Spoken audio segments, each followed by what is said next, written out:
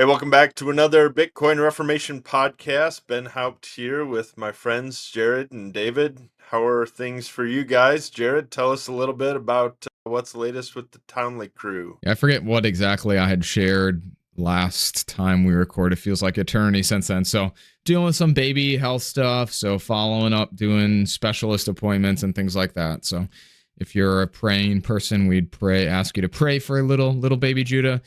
We wouldn't say he's in any like dire, danger of losing his life or anything like that at all. But nevertheless, it's not fun and mildly stressful and anxiety producing to have a little one who has problems that, they shouldn't have at 5 months old as he is this day. So things are otherwise really well. We enjoyed a week with my parents in town just a couple of weeks ago.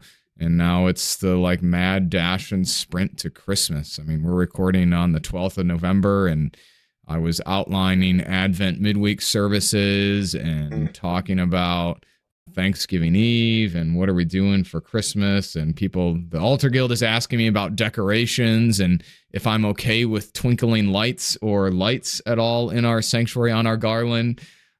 So it's Christmas time, even though it's in November here.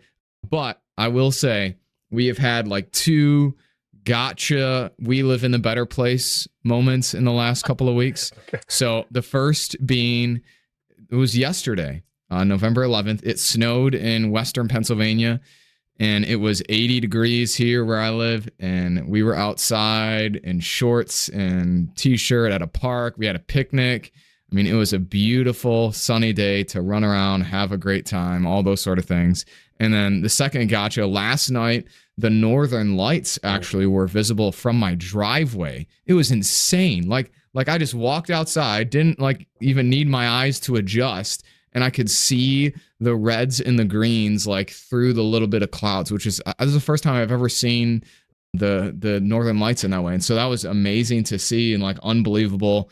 I thought I lived so far south that, I'd lost all hope and chance of ever seeing anything like that.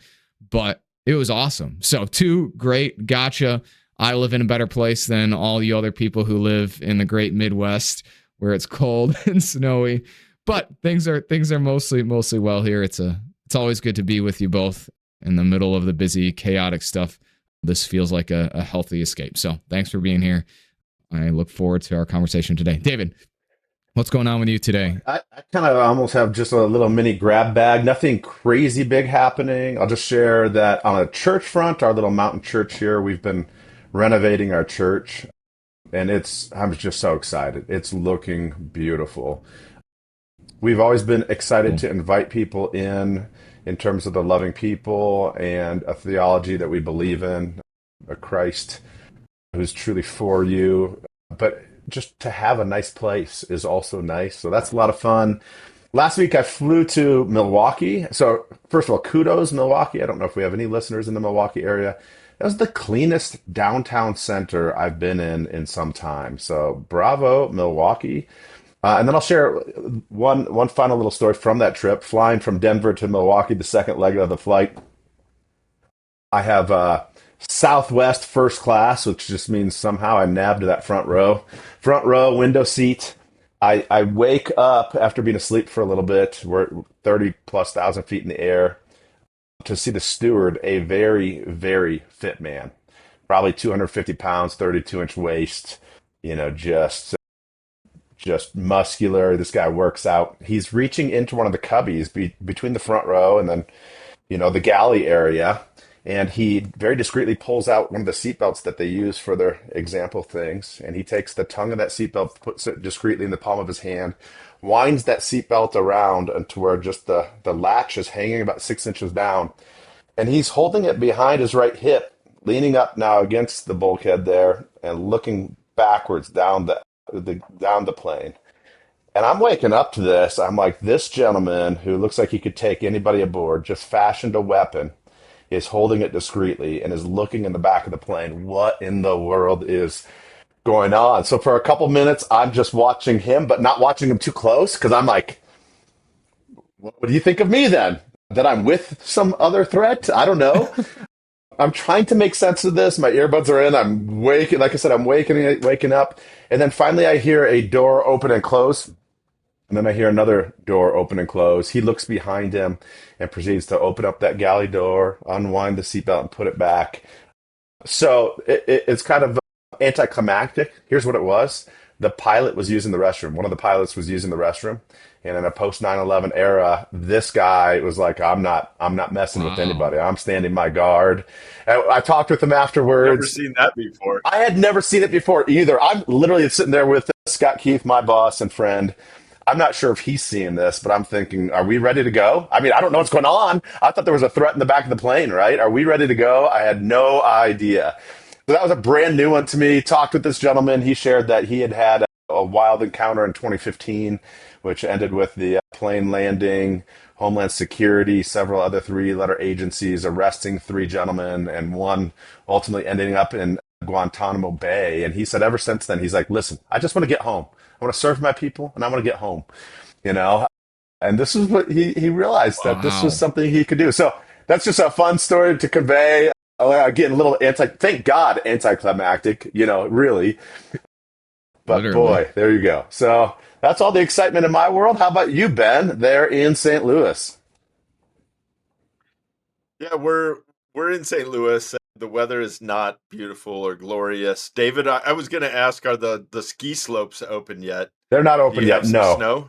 We are expecting rain Okay. and maybe some sleet snow by weekend. I know up in Mammoth, California, they're starting to blow snow on the 15th. I think we'll be a solid week behind that. I don't know if they've announced a snow blowing date. So we're probably not expecting a whole lot of precipitation between now and, let's say, Christmas, but they're just looking for cool enough temperatures. We're here at 6,700 feet. I'm trying to think of the top of the mountain. That'd be 1,500 feet plus. So they're 8,000 plus at the top of the ski hills. And it is amazing how different the temperatures are in that 1,500 additional feet.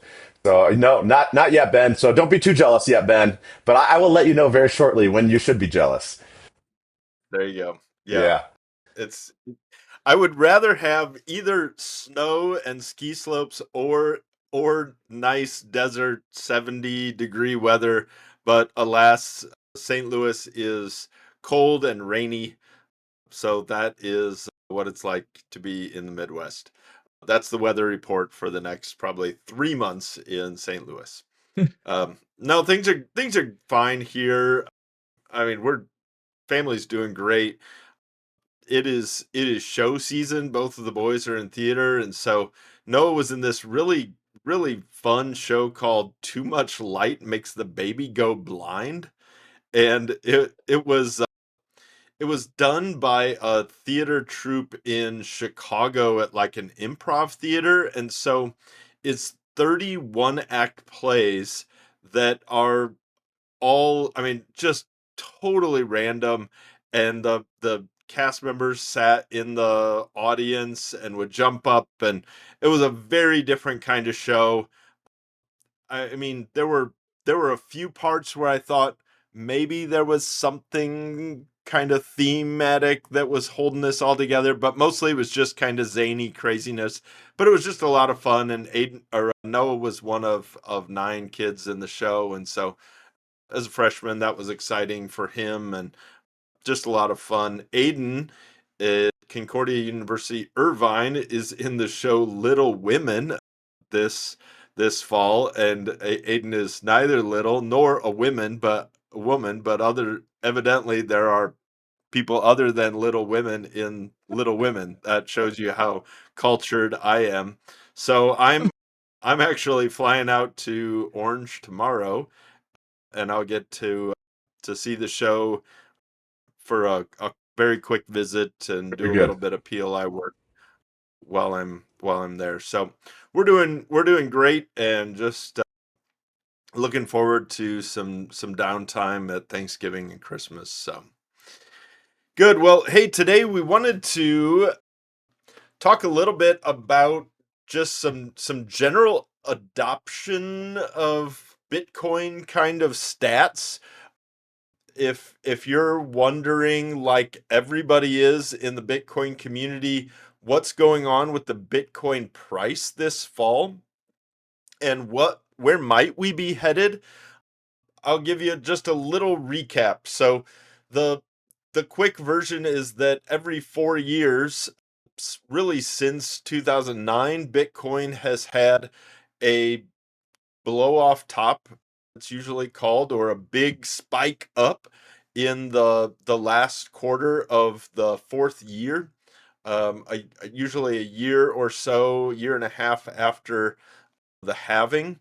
And so in 2013, 2017, 2021, there were these big blow off tops, and that's where Bitcoin hit 1,000 and then 20,000 and then almost 70,000. And so people were really expecting some big blow off top in October, and we hit 126,000, which was exciting. And then immediately after, on October 7th, we had a little bit of a downward slide, but we haven't seen the slide downward like we have in past 4 year cycles. And the question is, and a lot of people want to know, why is that? We've talked a little bit on this podcast around maybe the 4 year cycle is dead, and I think that's a possibility. I'm certainly not trying to time the market, and I have done a poor job of ever trying to time the market, and I've done best when I just buy and hold. So we want to talk a little bit today about what's maybe one factor that is determining a little bit of what's going on with the price of Bitcoin, and it has to do with how many people have adopted Bitcoin and kind of where it's at on the cycle of diffusion of innovation. So first is to talk a little bit about how many people have adopted Bitcoin. And one kind of very interesting point of conversation here is that the Vice President of the United States of America even weighed in on this. JD Vance came out and said that he believed that 50,000 people had 50 million people. There you go. Million. Yeah, 50 million. 50,000. 50,000 is not a very small number when we're talking about the the the population of the United States. 50 million people own some amount of Bitcoin. Could be even the smallest one Satoshi, the smallest amount of Bitcoin that you can own, but 50 million people own Bitcoin.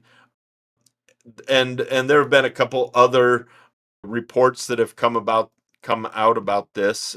So let's talk a little bit about how many Americans might own Bitcoin. Have you guys come across any research that either corroborates the Vice President of the United States or gently friendly corrects him?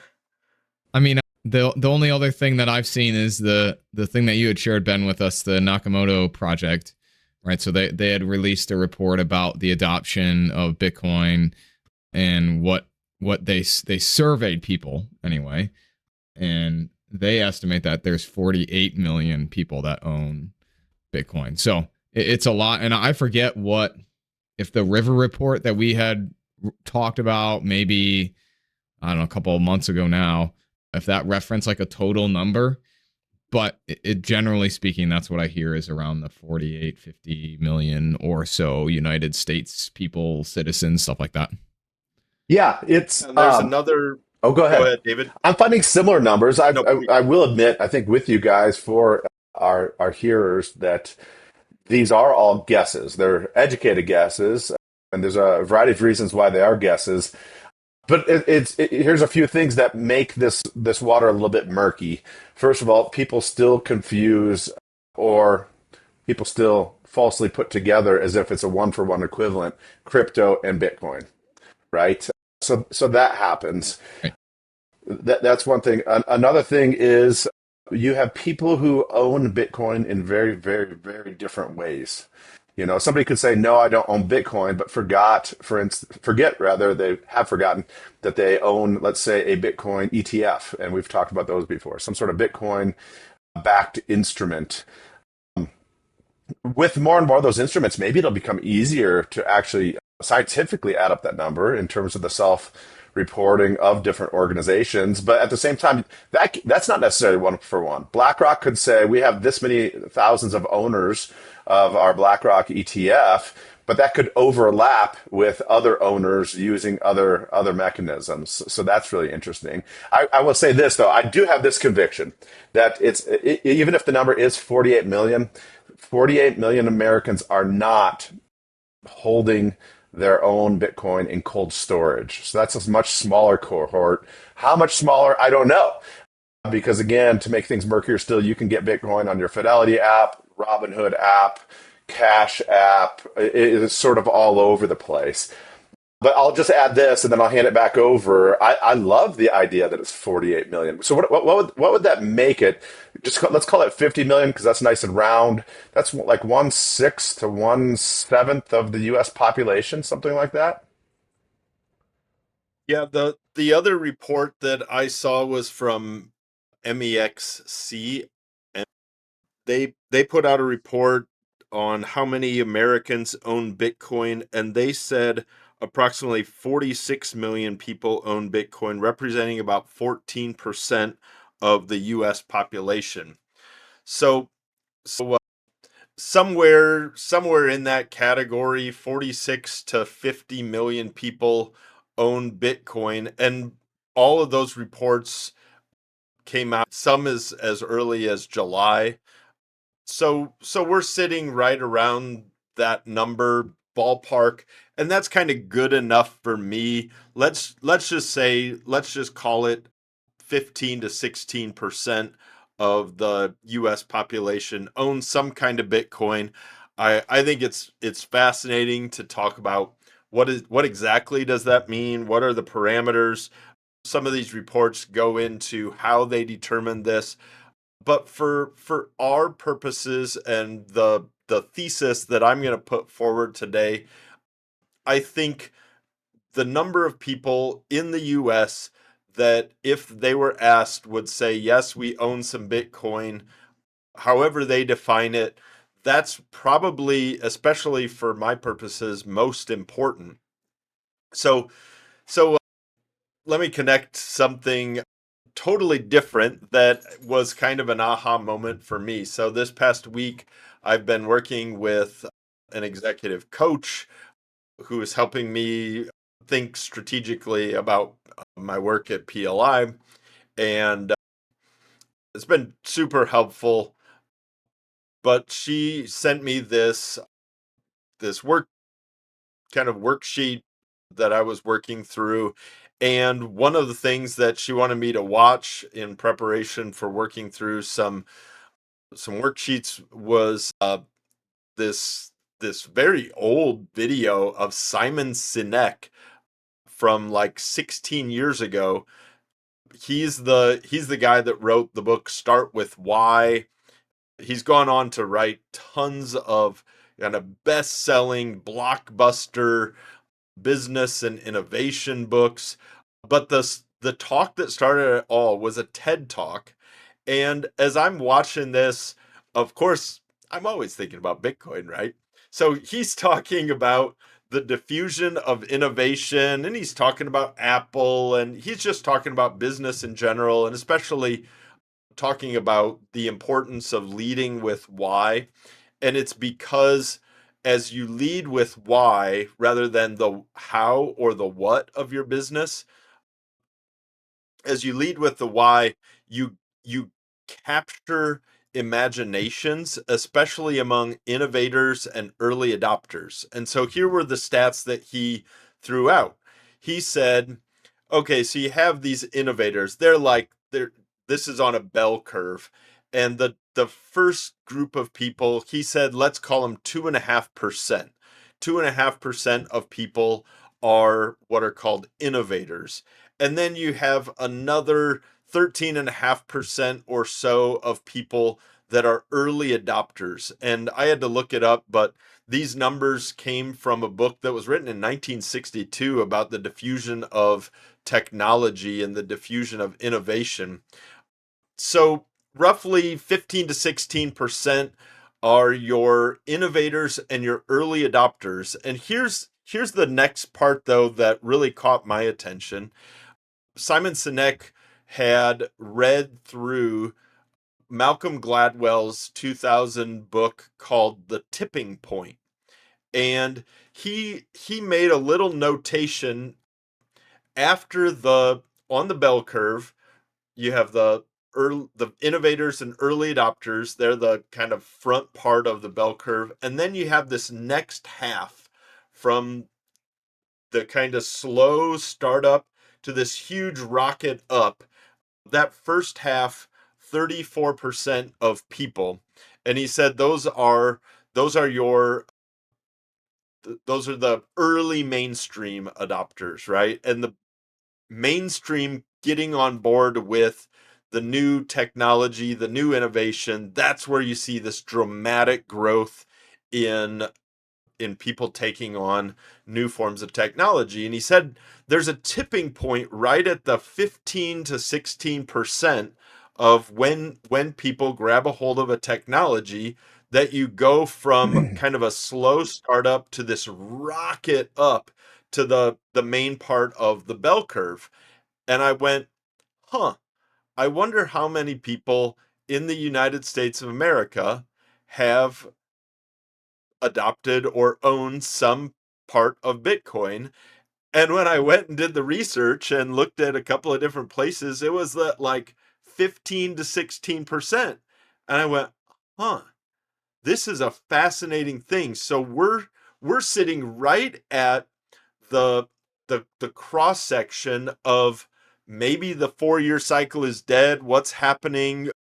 There's a bunch of early Bitcoiners and people that own a huge amount of Bitcoin called whales. They're selling Bitcoin, and yet the Bitcoin price is not going on under 100,000. What's going on with it? And I just have to wonder. I'm not a prophet. This is not financial advice. This is, just my own thoughts. Do your own research.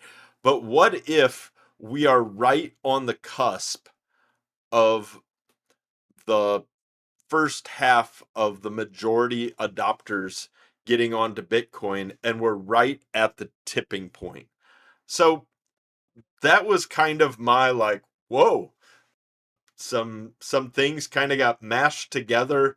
And so let me kind of open it up to you guys, see what you're thinking, either questions about math that I was doing, or questions about what does this mean, or your own kind of take on the thesis that I just threw out. I'm gonna share my screen here, and we'll put this in afterwards so you can see it. But I want to share a couple of things. So first, here's like the image of the thing that Ben is talking about. So the adoption curve, right? So you see the early adopters up to 10%, the early majority, the late majority, all those sort of things.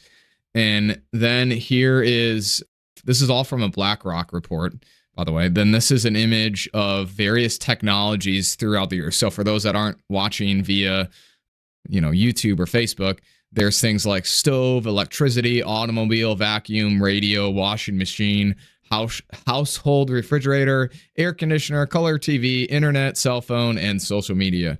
And the intriguing thing about it is, as you look at the time that it takes for people to adopt stuff, it seems to be accelerating. And so you look at the various things. So like on the far left here is stove, right? So this goes back to 1900. And it took a long time to get people to really like adopt stoves, like almost 70 years, 80 years or so. And which is crazy. But then you look at something like social media, starts in 2005. It takes like 10 years or less, and we're at 80% of adoption.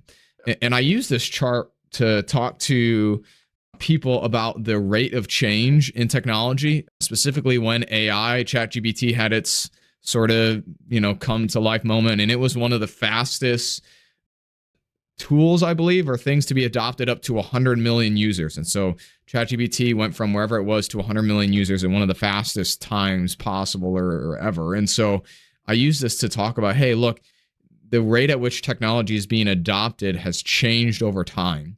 And so when people usually have this like feeling of it's changing so quickly, well, it is not only that, but people are also adopting it much faster, whereas they might have been more skeptical or there might have been some sort of economic constraint to hold them from being able to adopt it.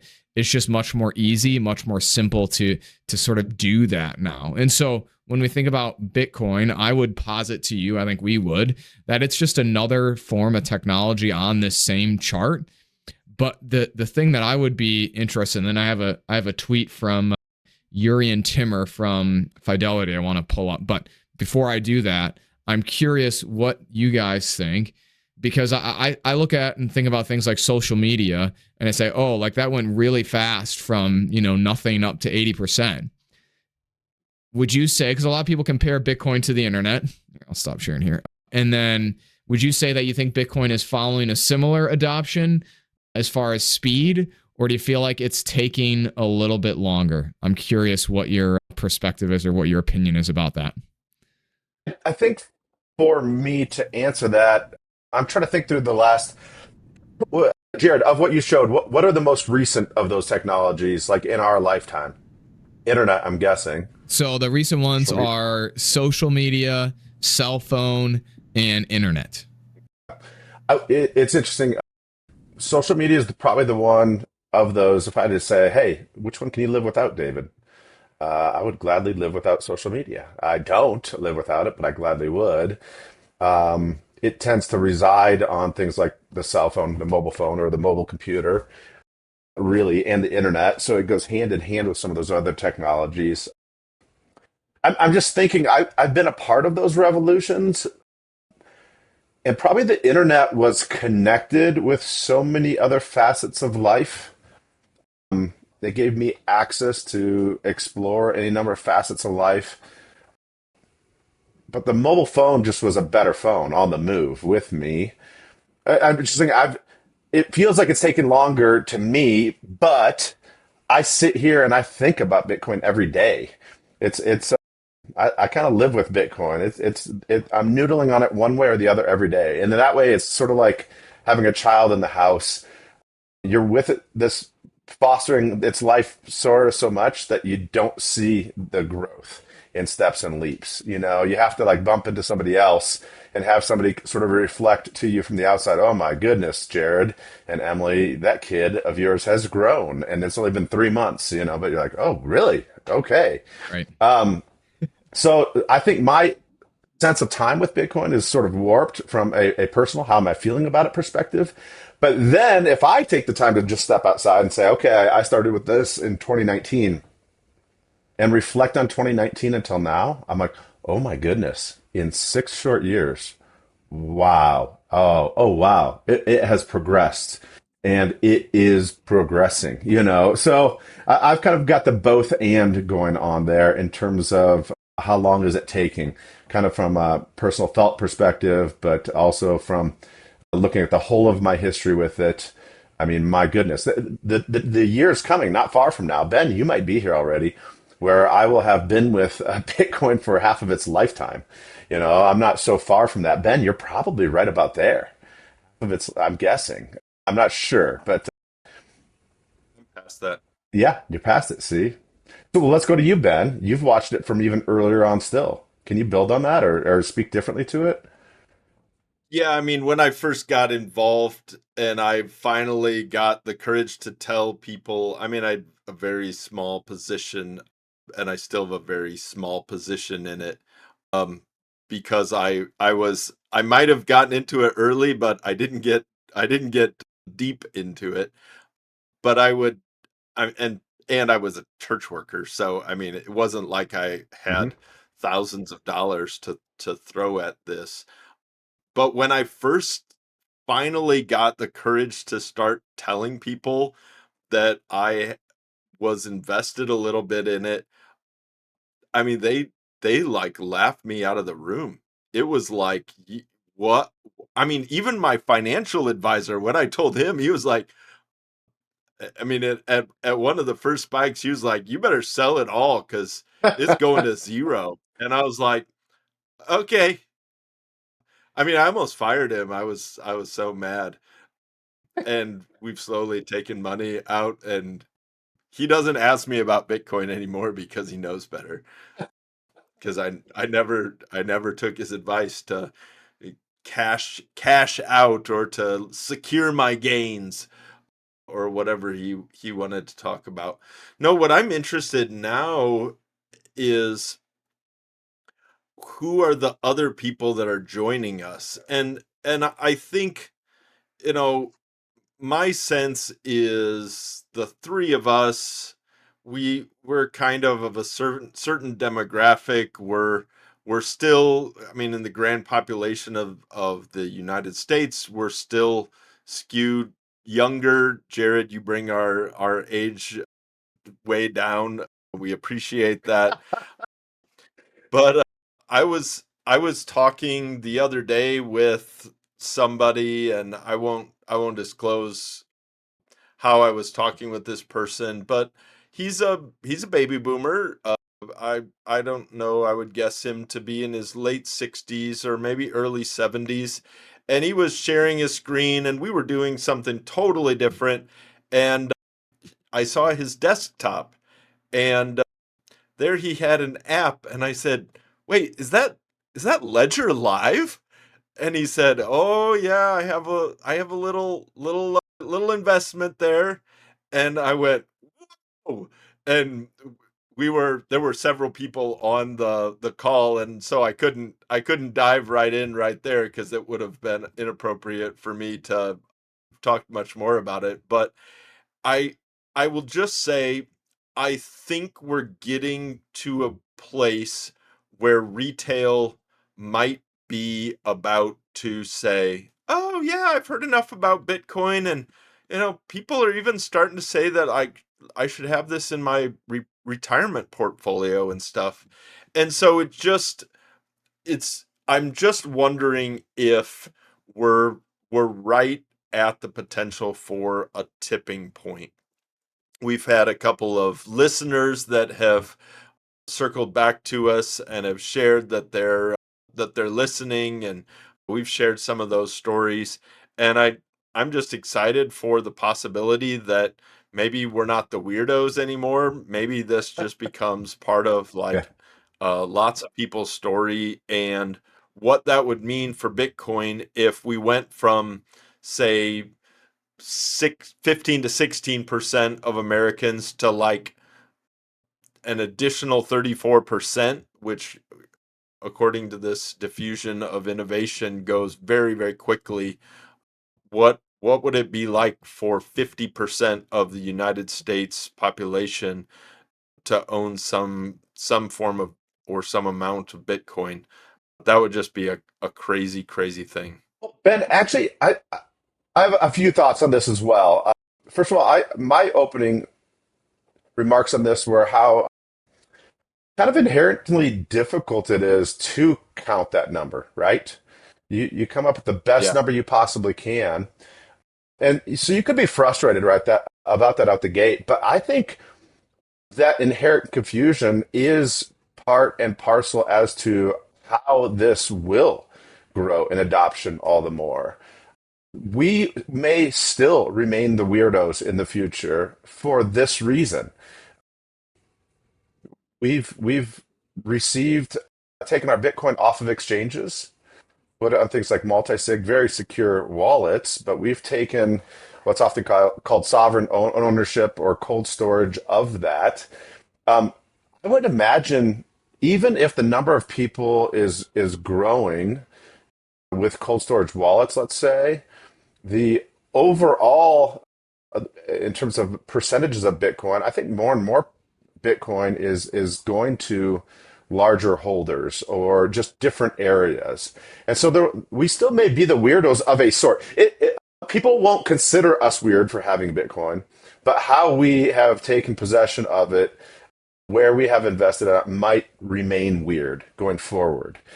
So that number could skyrocket to where, my mother in her mid late 70s, where she's like, oh yeah, I have Bitcoin too. And it's not because she ever opened a position on an exchange or got like Cash App and did anything. She doesn't have cold storage, but she just might know through her financial advisor and her retirement account, back to your financial advisor, Ben, that she has exposure to it. Or she may have that exposure and not know it, right? So she might not be very good to call up and pull and say, "Hey, Beth, do you own Bitcoin?" No, I'm quite certain I don't.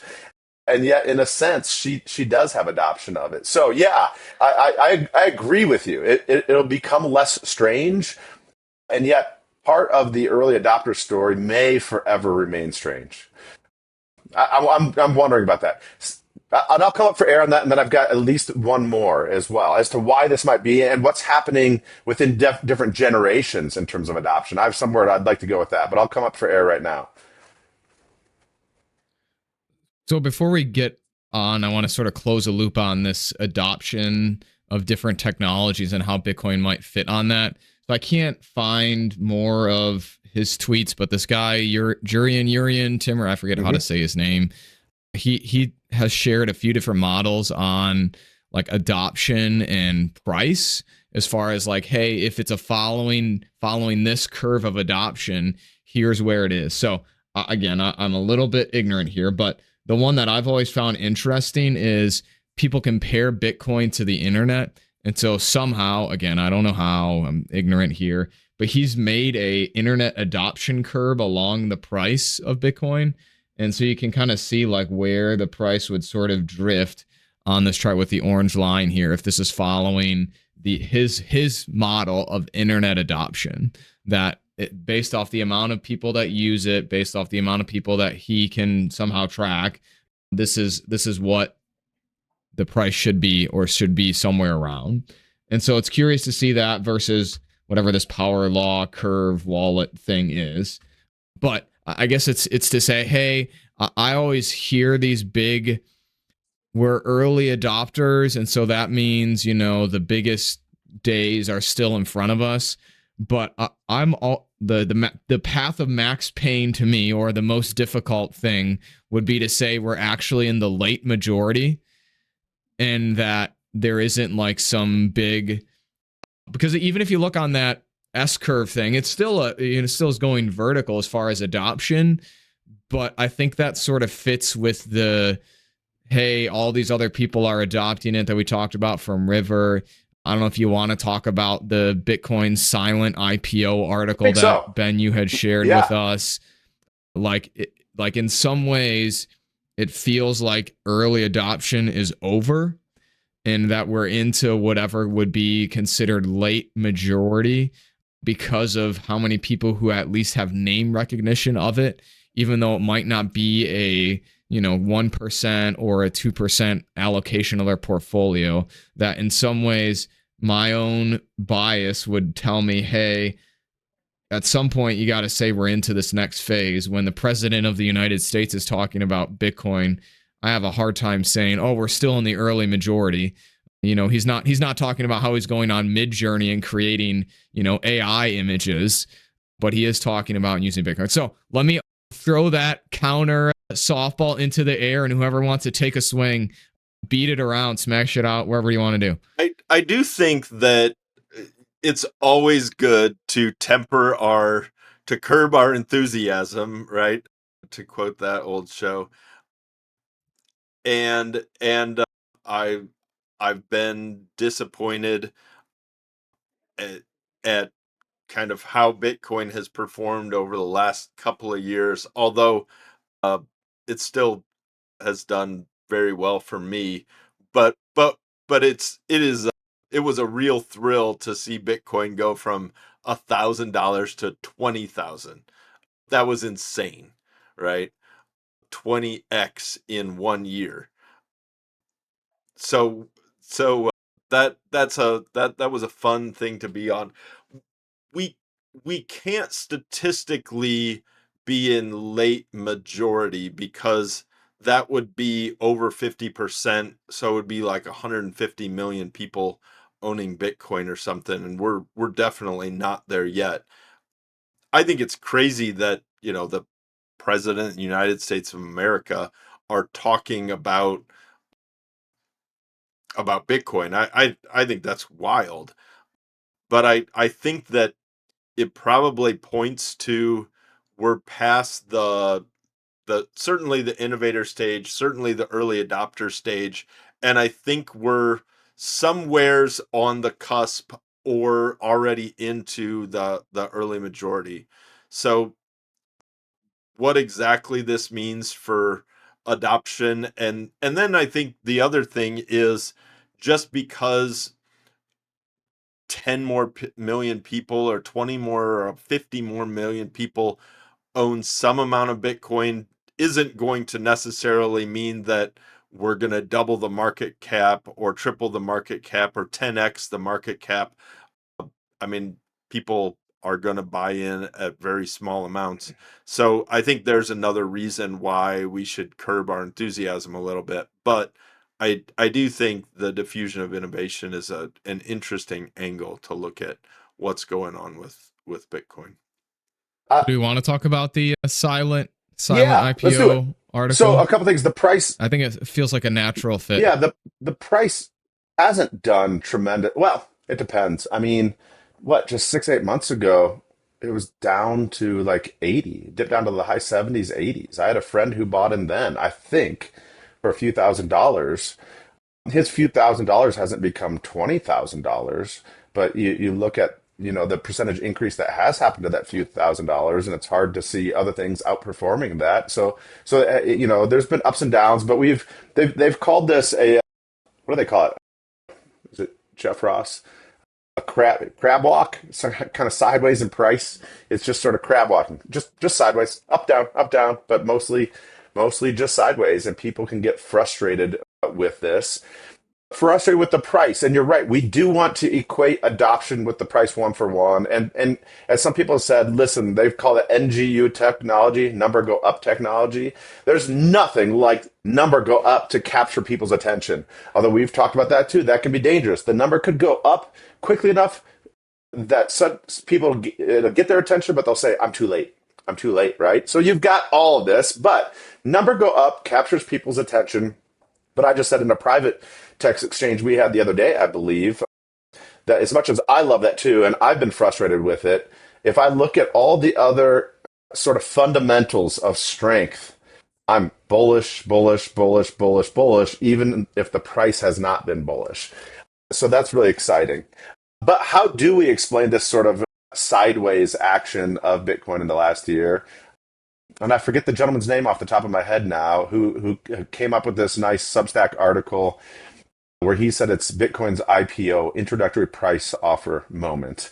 And he said when stocks are finally publicly traded, typically they also look pretty lethargic. A lot of sideways, choppy action, even down action for a little bit before then beginning to live up to their promise and growing in publicly traded value of that stock. And he says that's natural for stocks. And the reason is by the time a company goes public, a lot of the world is interested in getting that stock, or at least an excited cohort. He says, but you almost always have another group, and that other group are the early adopters who put in, quite frankly, the riskiest of money. They put in like, I'm gonna invest in with you, and I'm hoping that this pays off. And what happens with those early adopters, this is sort of the venture fund type money when it comes to publicly traded companies. Before they were publicly traded, in preparation for becoming publicly traded, they had different rounds of investments. You can listen. It's sort of that Shark Tank talk, some of that, if you've ever watched it, and they're asking who else owns a portion of your company and when did they get in and what are the details of that. But when the stock is finally publicly offered, those early investors now like to take their profits, their early risk. Now they want to take their reward in the moment. Quite frankly, similarly to anybody who is investing today at $100,000 and believes that Bitcoin will grow over time, we've all got a number somewhere in the future where if it grows to that number, either we cash entirely out of the position or we sort of ladder out of the position. Like when it hits that, I don't know, we're going to accomplish X, Y, and Z. We're going to get a new vehicle because we've never had a new vehicle. We're going to go on a vacation that we've always dreamed of. We're going to pay off the house or secure a new home. I don't know what it is. We're going to help the kids someday, Lord willing, with their housing. Maybe that's part of it. So he described it as that. This crab walking sideways is because Bitcoin, in going to 100,000, hit a very important psychological mark for a lot of early adopters. The $100,000 mark, the six-figure mark, finally surpassing five figures and four figures, and all the way down to three and two figures before that, Ben, when you first saw it, right? So, and what we had was these early whales who had hundreds, thousands, even tens of thousands and hundreds of thousands of Bitcoin that now, and they can see this, by the way, they can see the age of wallets and how long these Bitcoin have been parked in there. Even if we don't know who owns it, we can see the wallets. Again, maybe not again, but Bitcoin wallets are sort of like safety deposit boxes that are made of crystal. You can see what's inside. Might not have the key to that wallet that safety deposit box, and that might frustrate me, but I can see what's in the wallet, and I can see the timestamp of when that stuff went in that safety deposit box. That'd be a strange bank, admittedly, but that's sort of what's happening in the Bitcoin world.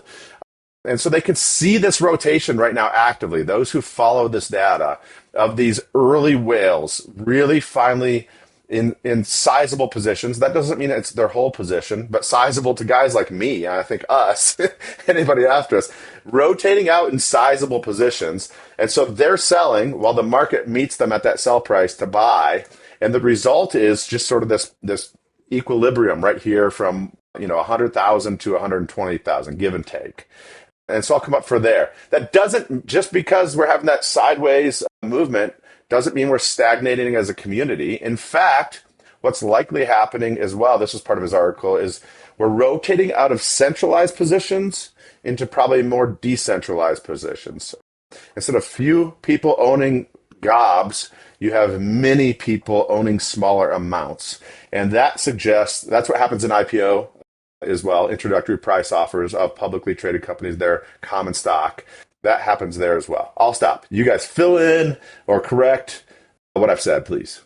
So, I mean, I think the thing that's important to hear here is that price does not equal adoption, which is what we've already said, but that the narrative that you're looking for, we're trying to attach onto some sort of narrative, right? Because a lot of people are very confused and very are highly opinionated about why the price is doing what it's doing, because it shouldn't be where it is the short sort of story. And so there are people who are trying to find and create new meaning and new why, like Ben said at the start of this, as to why things are the way they are. And so what we're trying to give to you is maybe it's that adoption is changing. So maybe it's spreading out to more people, which would mean that there has to be things that are sold and then bought by other people. And so there's a changing of hands that takes place. But I think you could also say, hey, we don't think we're at peak adoption is another takeaway here, that there's still a lot of legroom to go, which is the whole, hey, Grandma Schmidt might not even know she owns this thing, but the person she trusts with her money believes that she needs to have a 2% allocation to it. And so she does, even though she doesn't understand it. And so there's also this sense of we might not even know who is adopting, or the people who are adopting might not even realize they really are, because of just the phase in life that it is. And that kind of leads me to say, hey, then if this is all true, what's our place in that as like our podcast, right? Because it's almost like once we're past the early majority, we're kind of like trying to bring people along. Hey, come on, let's go. We're not alone. But now it's also like we don't even need a podcast for Bitcoin because everyone knows what it is. Everyone's doing it. Everyone has some. It's not even really necessary in that sense. And that's the sort of phrase that or maybe it's hey, there's a record of all of these videos for people to go watch. But to me, that's the thing that I'm looking to or looking forward to that day, because I don't know. I'll speak for myself. I don't think it's too far away, right? Like I feel like I am a person who considers the exciting days of Bitcoin to be somewhat over, right? Like I don't think we're going to see 1000x anymore, obviously. I would almost be curious if we even see 100x from here in my lifetime. And I think we've talked a little bit about why that's good for adoption, why that's good for people who are normal, like we talked about last episode. But I also think it's the entrance of a new time and a new adoption of Bitcoin, that it is truly a different time and a different day than it was even 4 years ago, 5 years ago when I got into it. And so in that sense, I think it's still good. In that sense, I think it's still exciting. But as we've always said too, we've said it over and over, it's still not too late, It's right? not. And Yeah. so it's not that hey, I missed it, it's over, well, no, it's just the time to get in is now, and you're not going to get the crazy life altering gains in 2 years or 4 years, maybe like you did in the past. But if it still does what it does, which is protect your purchasing power over time, that it will still do that, even maybe in a little bit different of a way. So that's maybe my less than exciting take, or my I'm feeling pessimistic take. Maybe the price has just, gotten my emotions and beaten me down so much that I'm just lost all hope for tomorrow. That's where I'm at, though, with all this, is just kind of, hey, this is what it is now. And, even if it goes up to like 130, 140, like that won't feel, I mean, it'll feel exciting, but to me, it's not like, wow, yeah, it's going to get up to like if it was up to 400,000, I think I would be like, that's insane. Right. But 130, 140, which would still be a massive gain off the bottom at like Uh-huh. 10,000, doesn't feel that like astronomical to me. So I don't know, maybe help our listeners not feel as depressed, bring us out of this pit I've dug us into. Yeah, I mean, I think the thing that I would point to that I think is just really fascinating of how the Bitcoin market is maturing is these reports that we continue to get. There was actually just one earlier today that a Satoshi era uh, miner or trader, so that's like the 2011, 2010, and Yep. or even earlier, uh, that one individual sold $1 billion worth of Bitcoin, and it moved the price a little bit, but that Bitcoin, it was kind of a couple $1,000 blip, and that Bitcoin is just still like shrugging it off, like what's $1 billion? I mean, when you have a $2.5 trillion market cap, it's amazing that somebody that if I mean if that would have happened 7, 8 years ago, it would have completely crushed the market. I mean, even when FTX went under, it crushed the market, and now Bitcoin's just kind of like shrugging it off. And I think we might see a few more of these Satoshi era whales sell a bunch of Bitcoin. It's partly because I think it's because these exchanges are responded to retail pressure and they don't have anything to sell, right? The supply of Bitcoin on some of the exchanges is so low. So I just think it's a fascinating time for Bitcoin, and it makes sense a little bit that we're somehow wobbling and trying to figure out whether we just had the 4-year cycle and now we're going to have another 80% dip. I really don't think that that's what's going to happen this time. I mean, a 20 to 30% dip is just it's not that big of a deal for Bitcoin. We'll see what happens. Again, this is not investment advice. David's laughing, so I'm, maybe Yeah, I we'll think have an David is the most 80%. bullish of all three of us, right? Yeah, I that's am very bullish. true. But I'm, I I'm I don't bullish. think we're gonna have an 80% drawdown. I'm bullish when my college age kid texts me, Dad, it dipped below 100,000. That's awesome, he says. I'm buying more today. Okay. So, That just happened? yeah, yeah, yeah, yeah. So Oh. So that's why you're smiling. That That's I'm smiling fantastic. at that. I'm all of the above. I'm with you, Jared. Like, I mean, I want my dopamine hit too. I do. Number go up hits that dopamine hard. But that's why I go back and say, what are the fundamentals? Here's the first fundamental still at play. The US government keeps printing more dollars. In fact, to piggyback, I've got a book over here by Lawrence Lepard, The Big Print. He posits that the big print is coming again. Our last big print was 2020. Following Jack Mallers on his podcast as well. He's queuing it up real nicely, showing how things are lining up, that this is what the US government will do. Inflation will run hot. They'll print many new dollars. As new dollars hit the system, they can tax those new dollars as well, take in more receipts to pay, or at least to resize their debt, not really pay it down, but to have more have receipts growing at a faster pace than the premiums on their debt, so it's which is a game. It's terrible, it's ugly, but that's likely what's going to happen because the alternatives are politically not feasible, which is raise taxes or cut spending. And when I say cut spending in like a deep way where every American would be pretty grumpy one way or the other eventually. So they're not going to do that. The governments of this world will print more. They'll play with that funny money button. So I go back to the fundamentals, and I am bullish. Here's why adoption is going to go up. You ready? Because all fiat dollars in the world are being abused by people that we've named as stewards. In fact, there's boy, being a poor steward of worldly things is terrible. When Isaiah speaks about what I'm about to speak of in the Old Testament, he is talking about the spiritual care of God's people. And as with everything, we've not quite mentioned that here, but this is a fun Bitcoin podcast. It's an important conversation, we believe.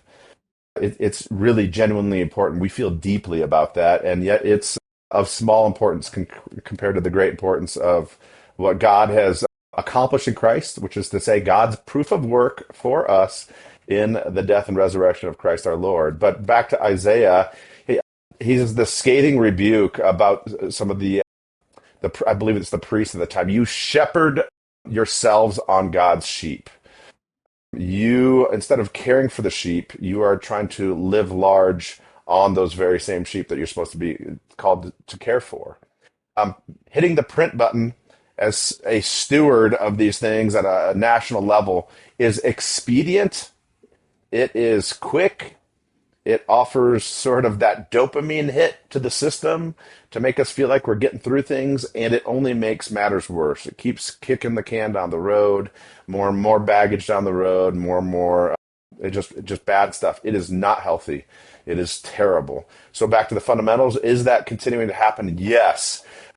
Every day, and I'm going to say this, I have more Bitcoin every day than the day before because I have this little Fold app, and I even spin that little wheel on the Fold app, and I get like 5 or 10 Satoshis a day. And we're talking like thousandth of a penny, but every day on just spinning that little wheel. So get the Fold app or get Lolly and get these little free ones that you can otherwise earn. Every day I have more Bitcoin than before.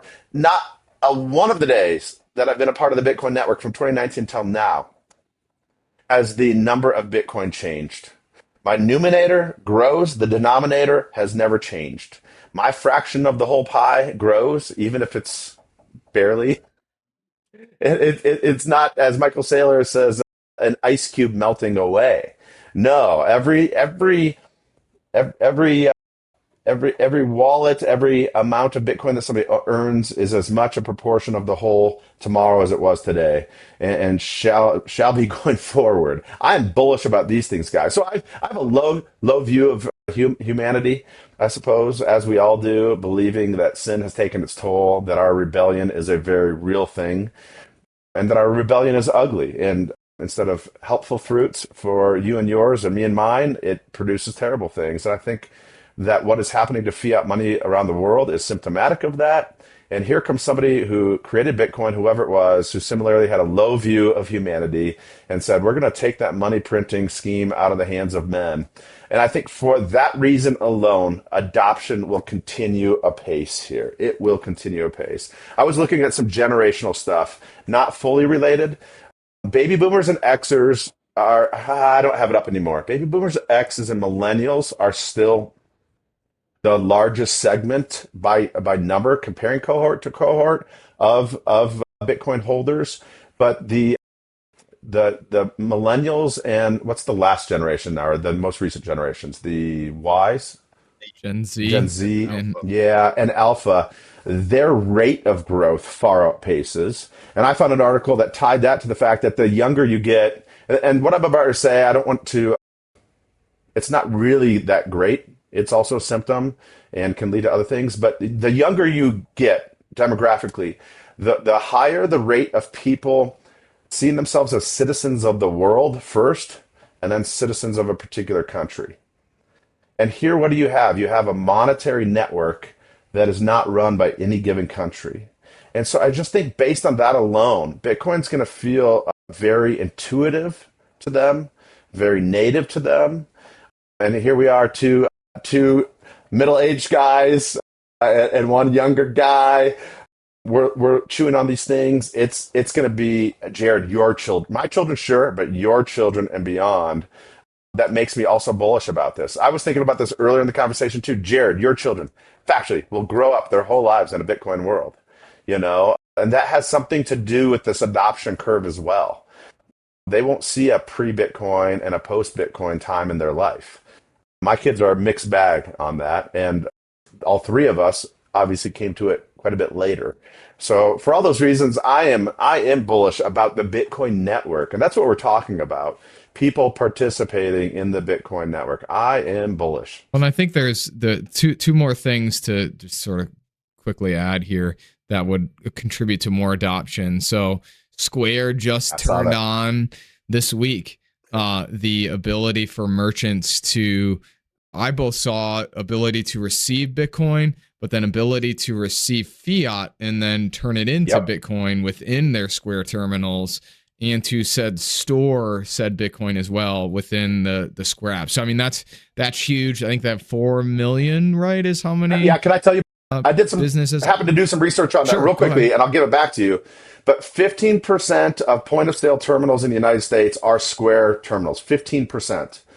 Second of all, if you were to choose to pay it using Bitcoin, I take that back. I'll say my Strike app. Strike, I can load with dollars just the way you can PayPal or Venmo. So that's very native. That should be nothing strange to almost any hearer of this episode.